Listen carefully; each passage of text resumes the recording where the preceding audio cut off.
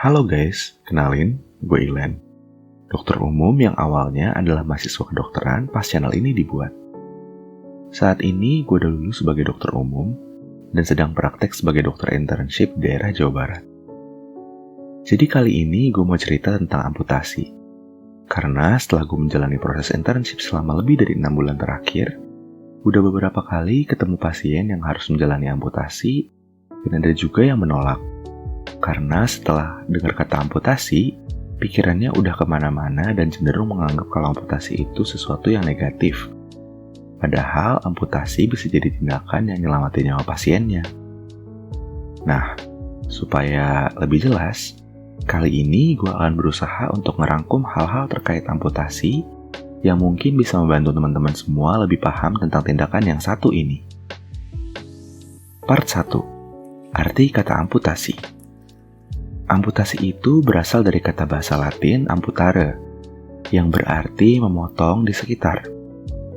Kalau berdasarkan definisi modern, amputasi adalah tindakan memotong salah satu anggota tubuh dengan menggunakan tindakan operasi. Part 2. Kenapa seseorang akhirnya harus diamputasi? Secara garis besar, amputasi adalah tindakan yang dipilih dalam kondisi saat salah satu anggota tubuh pasien mengalami kerusakan yang tidak mungkin diperbaiki, atau adanya kondisi yang malah mengancam nyawa pasien. Beberapa kondisi yang paling sering mengharuskan seseorang diamputasi antara lain adalah 1. Mengalami kecelakaan hebat, sehingga salah satu anggota tubuhnya terpisah dari badan utama pasien. Kondisi ini pada beberapa kasus dapat disambungkan kembali, namun perlu dilakukan penilaian dan penanganan segera oleh dokter. Yang kedua, kecelakaan lain yang tanpa terpisahnya anggota tubuh. Tapi pada kecelakaan itu terjadi kerusakan pada pembuluh darah atau aliran darah ke bagian tubuh tersebut, sehingga walaupun disambungkan, anggota tubuh tersebut tetap akan mati. Hal ini juga bisa mengakibatkan seseorang perlu diamputasi. Yang ketiga, infeksi pada anggota tubuh tertentu dengan jaringan yang sudah mengalami pembusukan atau infeksi pada jaringan yang cukup dalam.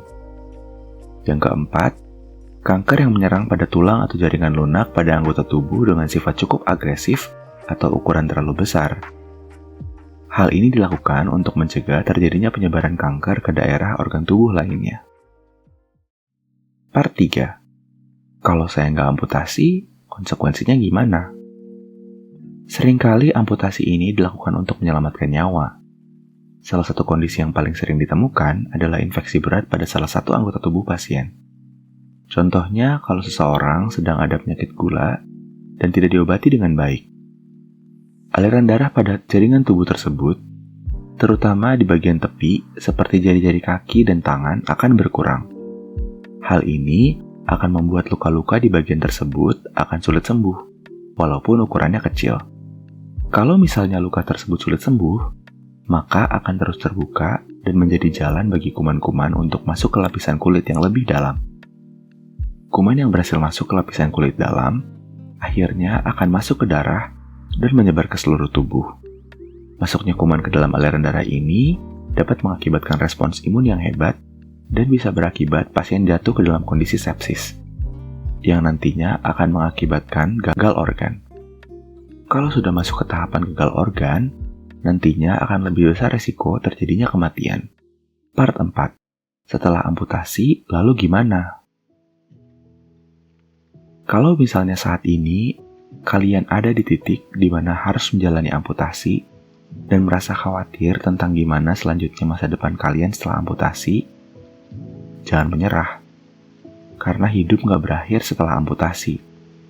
Supaya hidup kalian tetap bisa dijalani dengan semaksimal mungkin, ada beberapa hal yang perlu kalian perhatikan setelah menjalani amputasi. Yang pertama, melakukan perawatan pada stump, yaitu area yang telah diamputasi. Ada beberapa hal yang bisa dilakukan untuk perawatan stump.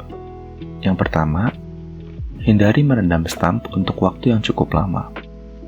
Yang kedua, gunakan pelembab jika kulit stump terlalu kering. Yang ketiga, gunakan stocking kompresi agar stump tidak terlalu membengkak dan aliran darah bisa tetap lancar.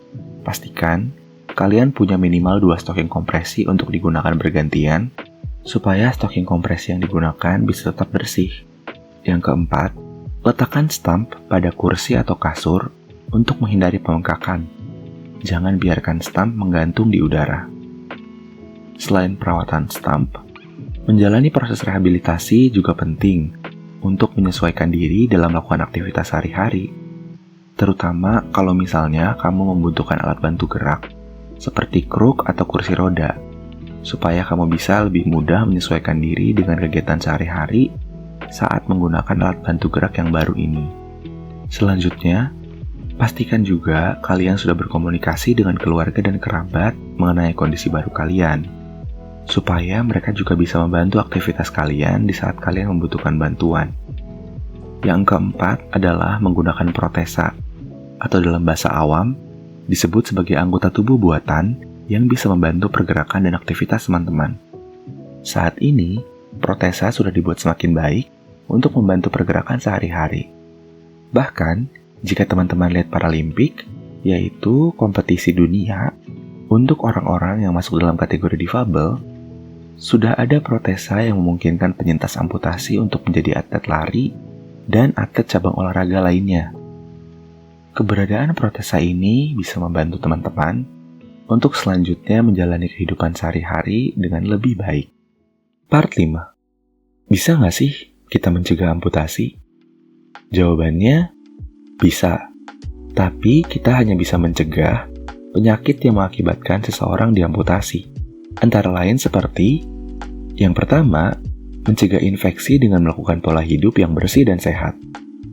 Yang kedua, menjaga pola makan dan aktivitas sehingga terhindar dari penyakit gula. Kalau kalian mau tahu tentang informasi selanjutnya seputar cara mencegah penyakit gula, kalian bisa lihat video yang satu ini ya. Yang ketiga, berhenti merokok, karena dengan merokok dapat mengakibatkan sumbatan pada pembuluh darah yang berujung pada kematian jaringan di organ-organ tertentu, sehingga akhirnya organ tersebut harus diamputasi. Yang keempat, berhati-hati dalam melakukan aktivitas dan mematuhi petunjuk keselamatan yang ada, terkhusus kalau kamu ada di pekerjaan yang melibatkan alat-alat berbahaya, supaya terhindar dari kecelakaan kerja.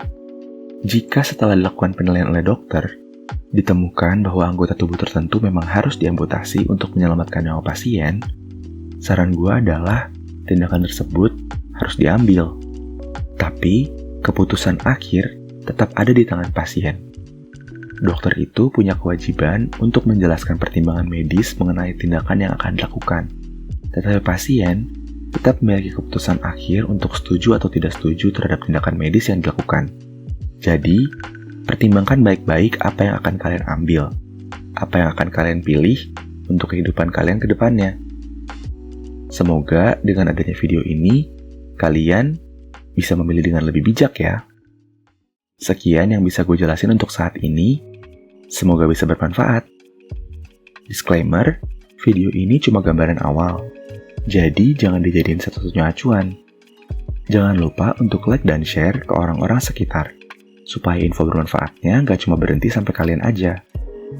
Kalau teman-teman mau dapat info seputar kesehatan lainnya, boleh nyalain subscribe dan lonceng notifikasinya ya. Kalau ada pertanyaan menarik lainnya, boleh tulis di kolom komentar. Terima kasih sudah menyaksikan, sampai jumpa di video selanjutnya.